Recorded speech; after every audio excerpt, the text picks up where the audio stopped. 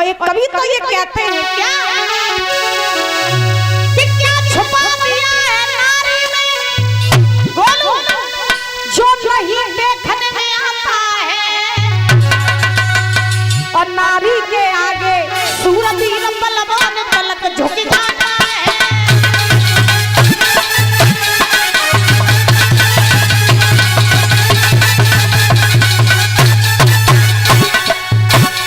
कवि कहते हैं बड़े सुंदर भाव में, पता नहीं है नारी के भीतर ऐसा क्या छुपा है जो बड़े बड़े वीर, बड़े बड़े बहादुर घुटने टेक जाते हैं। क्या छुपा दिया है नारी में जो नहीं देखने में आता है।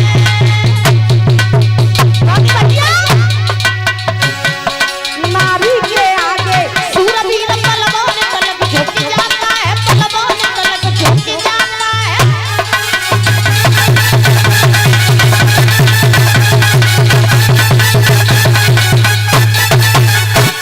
क्या छुपा दिया है नारी में जो नहीं देखने में आता है।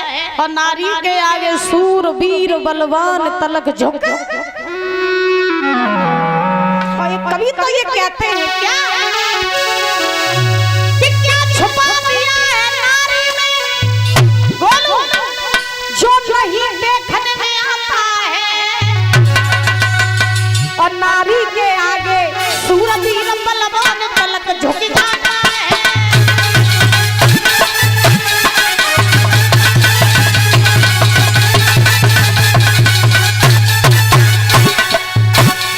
कवि कहते हैं बड़े सुंदर भाव में, पता नहीं है नारी के भीतर ऐसा क्या छुपा है जो बड़े बड़े वीर, बड़े बड़े बहादुर घुटने टेक जाते हैं। क्या छुपा दिया है नारी में जो नहीं देखने में आता है।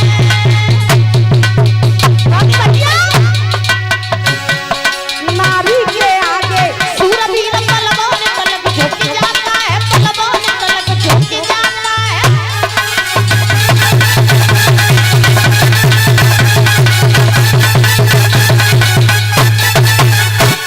क्या छुपा दिया है नारी में जो नहीं देखने में आता है। और नारी के आगे सूरवीर बलवान तलक झुक।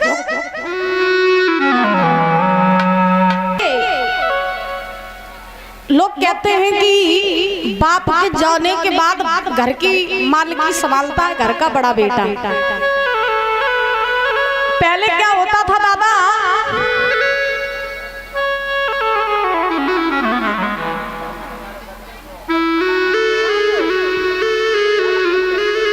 ये अमन दौलतपुर से 51 रुपए देख सम्मानित कर रहे हैं, बहुत बहुत धन्यवाद है।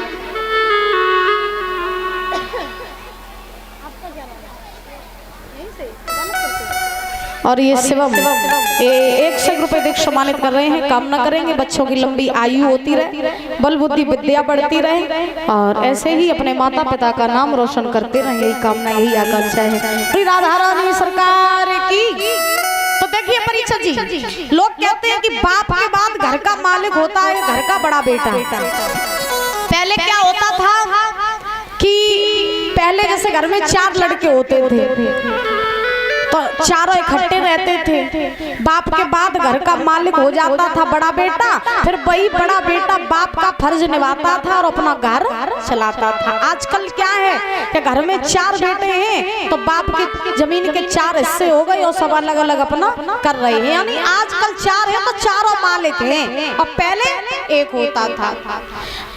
बच्चों को घर का मालिक बनाना बहुत अच्छी बात है, बच्चों के ऊपर जिम्मेदारी डालना बहुत अच्छी बात है, लेकिन घर का मालिक बनाओ कब लड़के को, तब बनाओ जब जान लो कि बेटा गुणवान है, संस्कारी है, हम जो कमाएंगे उसका सही जगह उपयोग करेगा और वो जो कमाएगा उसका भी सही जगह उपयोग करेगा। तो ऐसे को घर को मालिक बनाओ तो बढ़िया है, तो कुछ फायदा मिले। और घर की मालिकी तुम शराबी जुआरी कबाड़ी को दे दियो तो तुमने जो कमाओ सौ विनाश, अब जो कमाया सौ नाश। क्योंकि कहते हैं लगा दे आग पानी में जवानी उसको कहते हैं और लुटा दे बाप की दौलत हरामी उसको कहते हैं। बोलो राधे राधे। जो बाप की दौलत पे ऐश करते हैं ना वो महाराज बच्चे अच्छे नहीं होते। जीवन जीने का आनंद कब आता है? जीवन जीने का आनंद तो तब आता है जब दौलत हो तुम्हारी और ऐश कर रहा हो तुम्हारा बाप, तब जिंदगी जीने का आनंद आता। बहुत से लड़के कह देते बोले हम तो अपने बाप का पैसा उड़ा रहे हैं। अरे जब खुद उड़ाओगे तब पता चलेगा, बाप के दम पे गूंजे तो कहाँ गूंजे? बताओ भाई। तो आओ महाराज वन में भजन करने चले गए। सुखदेव जी महाराज समझा रहे हैं राजन परीक्षित। इधर उग्रसेन मथुरा के राजा बने। उग्रसेन मथुरा के राजा बने तो महाराज इनका विवाह हुआ पवन रेखा के साथ। पवन रेखा के साथ विवाह हुआ। अब बड़े आनंद से उग्रसेन महाराज मथुरा का राज्य चलाने लगे, राजा बने। इतने अच्छे राजा हैं कि प्रजा को पुत्र के समान प्रेम करते हैं और प्रजा भी उन्हें पिता के समान प्रेम करती है। अच्छा, राजा का फर्ज है कि सबसे पहले अपनी प्रजा का लालन पालन करना, उसके बाद अपना लालन पालन करना। और पहले के राजा पहले प्रजा को देखते थे, उसके बाद अपना देखते थे। और आज के राजा पहले अपना देखते हैं, बाद में प्रजा को देखते हैं। बोलो गोविंद भगवान की। आज के राजा भी महाराज बदल गए, आज की राजनीति भी उल्टी हो गई है। आज राजा बेचारे, राजा जो हैं दादा भाई ऐसो आराम से अपनी जिंदगी काट रहे, बढ़िया वीआईपी गाड़ियों में घूम रहे, मर्सिडीज गाड़ियों में घूम रहे हैं। और बेचारी प्रजा बेचारी लाइन में लगी महाराज मरी जा रही है। हाँ, आज राजनीति ऐसी है। और सही बताए ना तो सबसे ज्यादा राजनीति में मर रहा है तो किसान, आम आदमी सबसे ज्यादा। बेचारा खून पसीना बहाता है, न धूप देखता, न सर्दी देखता, न गर्मी देखता। कड़ी मेहनत में महाराज अनाज उगाता है और खादन के लिए देखो महाराज 4 घंटा पूरे दिन बेचारे लाइन में लगे ठहरे रहा, भूखे प्यासे बेचारे मत रात। और जब बेचवे को टाइम आत तो फिर महाराज भाव कर दे जा रद्दी के भाव अनाज के। बताओ, कहने का अभिप्राय आज के राजा ऐसो आराम से जी रही है, मर रहा है तो किसान और आम जनता। क्योंकि आज राजा अपना पेट पहले भर रहे हैं और बचा खुचा प्रजा को दे रहे हैं। तो राजा का धर्म होना चाहिए कि अपनी प्रजा का लालन पालन अपने पुत्र के समान करे, क्योंकि राजा प्रजा का बाप होता है। और जब बाप ही ऐसे काम करे तो फिर महाराज प्रजा जाइए कहाँ? बोलो गोविंद भगवान की। उग्रसेन बड़े अच्छे राजा हैं। इनकी पत्नी है पवन रेखा। पवन रेखा उग्रसेन को बड़ा प्रेम करती है, बड़ा स्नेह करती है, बहुत बड़ी पतिव्रता है। और पतिव्रता होने के साथ साथ बहुत सुंदर भी है। मैया एक बात बता मेरी माँ, नारी की सुंदरता उसके चेहरे से नहीं होती है। बड़े ध्यान से सुनना, हमें मालूम है तुम सुन तो लियो लेकिन माने ना। और आरती प्रसाद लेके तुम जो पंडाल से बाहर गई सही तुम सब लिपोत के बराबर कर दियो, तुम मानती तो ही नहीं। लेकिन देखो, नारी की सुंदरता उसके चेहरे से नहीं होती है कि क्रीम पाउडर कर लियो, बढ़िया मेकअप कर लियो तुम सुंदर बनी है, महंगी क्रीमें लगाए लियो तुम सुंदर बनी है ना। नारी की सुंदरता मेकअप से नहीं होती है,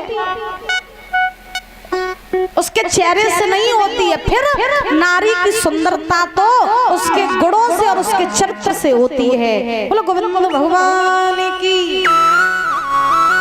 जिस नारी के गुण सुंदर, जिस नारी का चरित्र सुंदर, वही नारी दुनिया की महाराज सर्वश्रेष्ठ नारी होती है और सबसे सुंदर नारी होती है। और जिस नारी का चरित्र सुंदर नहीं, गुण सुंदर नहीं है, और मुंह पे बढ़िया साबुन बढ़िया क्रीम लगाए घूम रहे, चरित्र देखो तो कालापन भरो, मन देखो तो कालापन भरो, ऐसी सुंदरता काय को?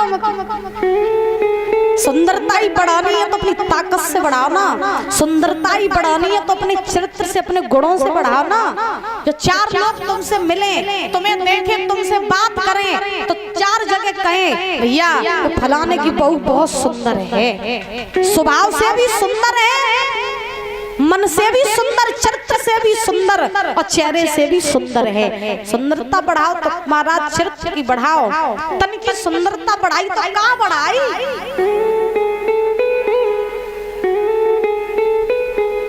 बताओ भाई। अब आजकल पहले की पतिव्रता ऐसी हुआ करती थी जो बिना पति के महाराज कोई काम नहीं करती थी, और आज की पतिव्रताएं तो देखो बड़े बड़े कंड करयाती पति को कौन कौन खबर नहीं देती। लेकिन सत्य बताए ना तो ताली भी एक हाथ से नहीं बजती है दादा। पहले के पति भी होते थे जो अपनी पत्नियों को देवी के समान मानते थे, और आज के पति कैसे हैं कि घर में शादी करके आ गए तो घरवाली को पत्नी नहीं नौकरानी समझते हैं। हाँ, पति भी ऐसे ही है। पहले पत्नी अपने पति को महाराज परमेश्वर की तरह पूजती थी, और पति जो होते थे वो अपनी पत्नी को देवी के समान रखते थे।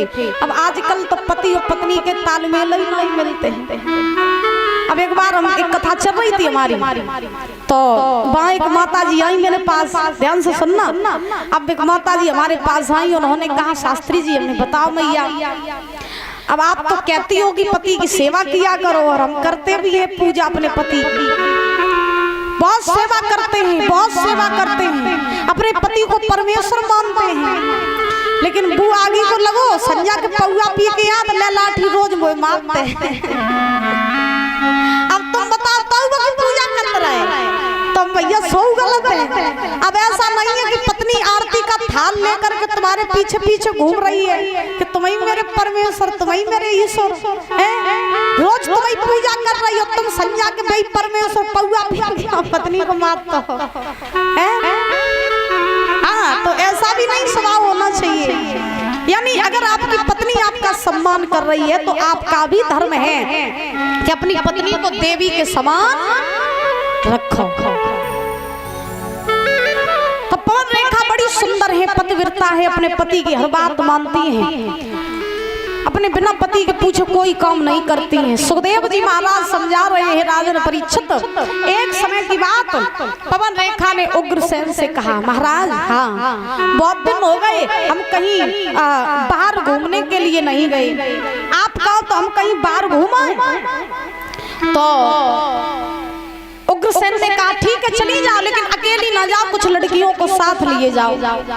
तो पवन रेखा ने कुछ लड़कियों को साथ लिया, रथ तैयार करवाया और घूमने के लिए चली। जा रही है तो रास्ते में बाघ दिखाई पड़ा, बाघ दिखाई पड़ा तो पवन रेखा ने बाघ देखा, बाघ बड़ा सुंदर। अब पवन रेखा ने लड़कियों से कहा बहना ये बाघ बड़ा सुंदर है, चलो चल चल चल करके इस बाघ की सुंदरता का आनंद उठाते हैं। रथ खड़ा किया पवन रेखा अपनी सहेलियों के साथ, वो बाघ घूमने चली।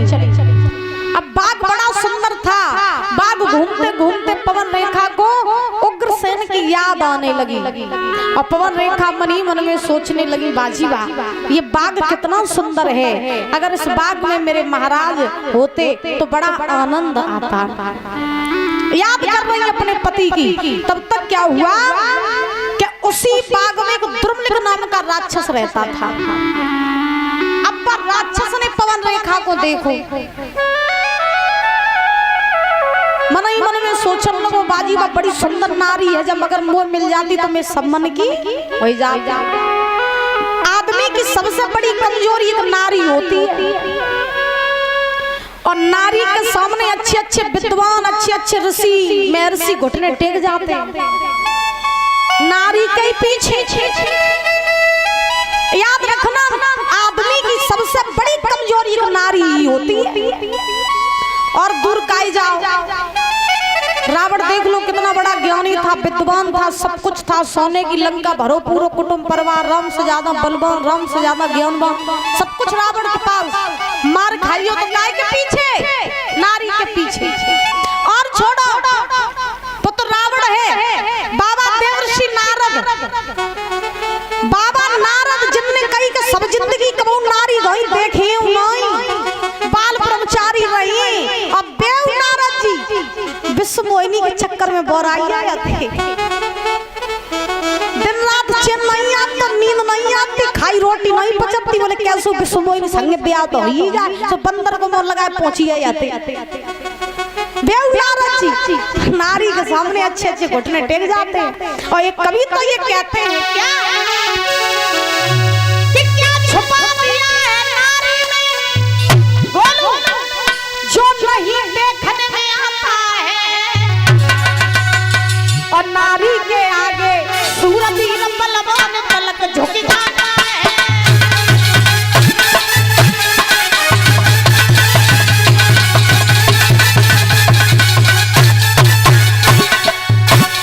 कभी कहते हैं बड़े सुंदर भाव में, पता नहीं है नारी के भीतर ऐसा क्या छुपा है जो बड़े बड़े वीर बड़े बड़े बहादुर घुटने टेक जाते हैं।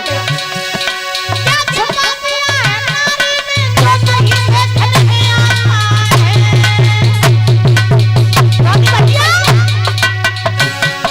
नारी के आगे सूरज बलवान पलक झुक जाता है, बलवान पलक झुक जाता है।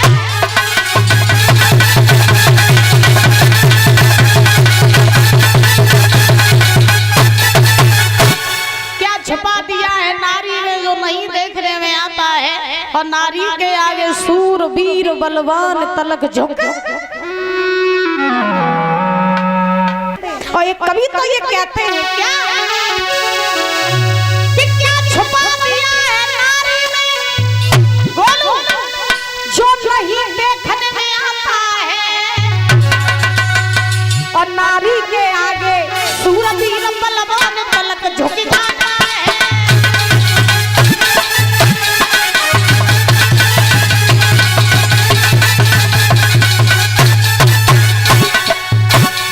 कभी कहते हैं बड़े सुंदर भाव में, पता नहीं है नारी के भीतर ऐसा क्या छुपा है जो बड़े बड़े वीर बड़े बड़े बहादुर घुटने टेक जाते हैं।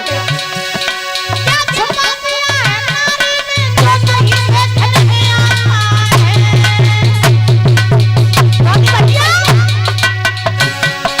नारी के आगे सूरज बलवान पलक झुक जाता है, बलवान पलक झुक जाता है।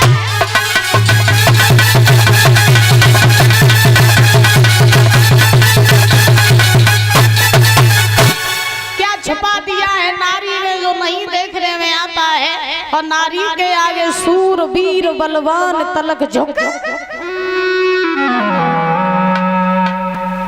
और एक बात बताओ, जीवन में प्रेम सब तक करियो लेकिन पराई नारी से बच के रहियो, पराई नारी से। और कलयुग में अपनी से बच के रहियो। हाँ पहले कहते थे, पहले का जमाना था तो कहते थे पराई से बच के रहो। आज को जमाना है कि अपनी से भी सावधान रहो। अपनी भी पता नहीं कि कब महाराज 15-20 टुकड़ा करके और हरे वाले ड्रम में भरवा को चली जावे। ताजी ताजी खबरें है भाई, ताजी ताजी खबरें। हाँ क्या नाम है? निशु। ये निशु, इनकी तरफ से 51 रुपए आए हैं, बहुत बहुत धन्यवाद है। तो परीक्षक जी महाराज, जमाना बड़ा विचित्र हो गया है। एक आई थी वो अपने पति को ड्रम में भरवा के चली गई। एक थी उसने क्या किया कि महाराज अपने पति को कटवा करके टाइल्स के नीचे दबा दिया और उसी के ऊपर बेड डाल दिया। महाराज 15-20 दिन आराम करती रही उसी पे। बताओ ऐसी ऐसी नारियां भी है। तो आज के जमाने में अपनी से ज्यादा सावधान रहो। पराई इतनी जल्दी धोखा नहीं दी, आजकल अपनी जल्दी धोखा दे जाए। बोलो राधे राधे, प्रेम से बोलो। क्योंकि एक कवि लिखते हैं बड़े सुंदर भाव है कि प्रीत करे तो करे मर्द से, और नारी से प्रीत करे ना नारी अपनी नहीं होवे दिन आए मौत मरे।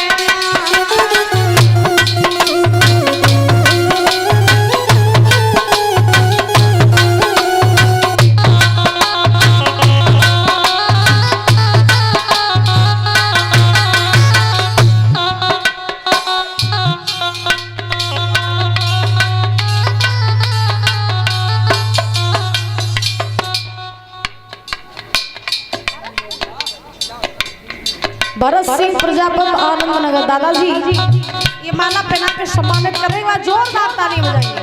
बहुत बहुत धन्यवाद है। कामना करेंगे सुख शांति प्रदान होती रहे, धन के भंडार बहे रहे। कभी कहते हैं प्रीत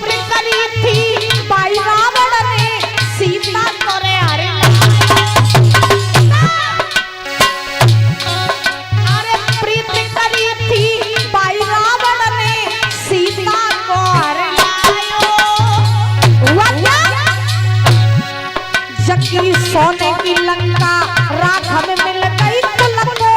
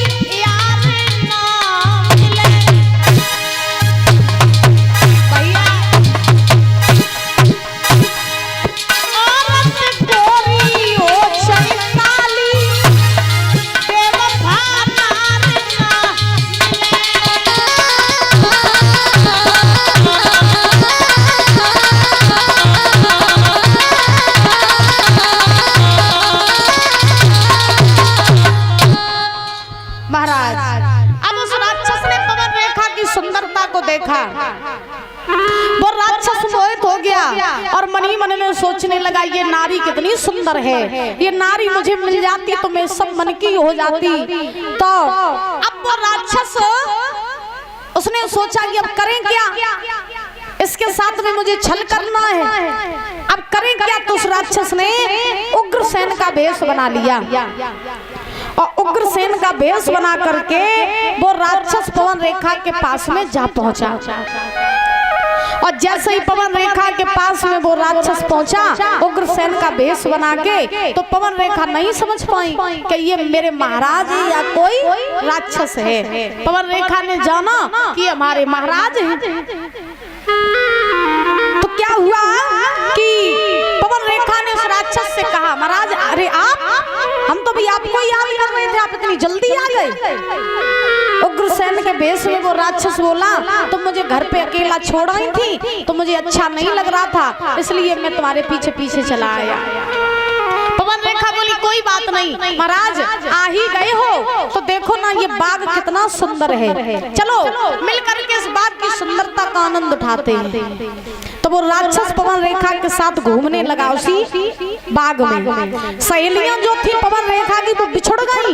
राक्षस पवन रेखा के साथ आगे बढ़ा और जैसे ही आगे बढ़ा तो इस राक्षस ने मौका पा करके पवन रेखा के साथ में छल कर दिया। छल जब किया तो ये राक्षस अपने राक्षसी भेष में आ गया, ठाके मार करके जोर जोर से हंसने लगा।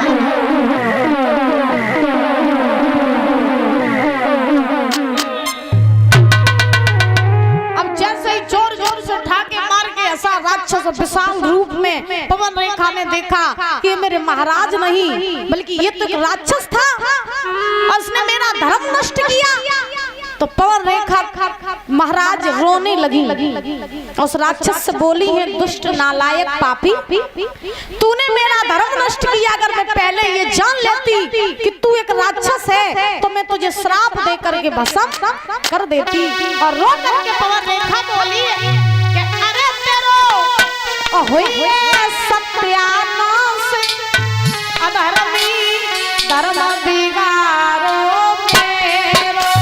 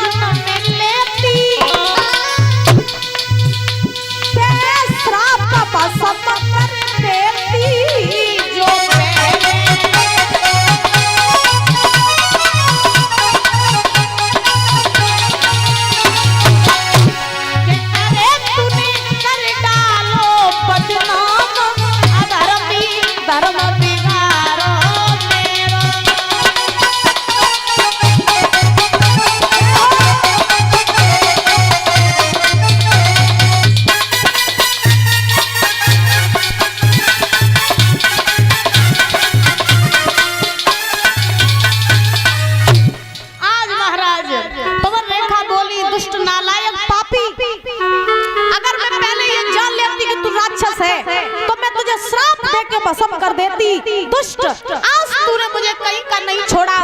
अरे मैंने स्वप्न में भी कभी किसी पराये पुरुष का स्मरण नहीं किया और तूने मुझे स्पर्श किया।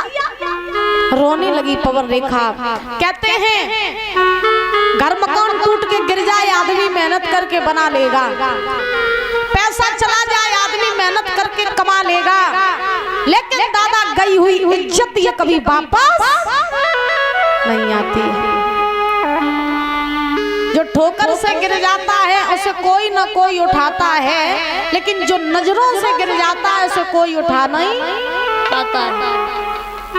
कपड़े में दाग यदि लग जाए तो धुलने से छूट जाता है, और कुल में दाग लग जाए उसे कोई छुटा नहीं पाता है।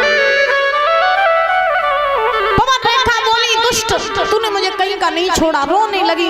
उस राक्षस ने कहा देखो अब जो हुआ उसे कोई बिगाड़ नहीं सकता है, लेकिन मैंने तुम्हें स्पर्श किया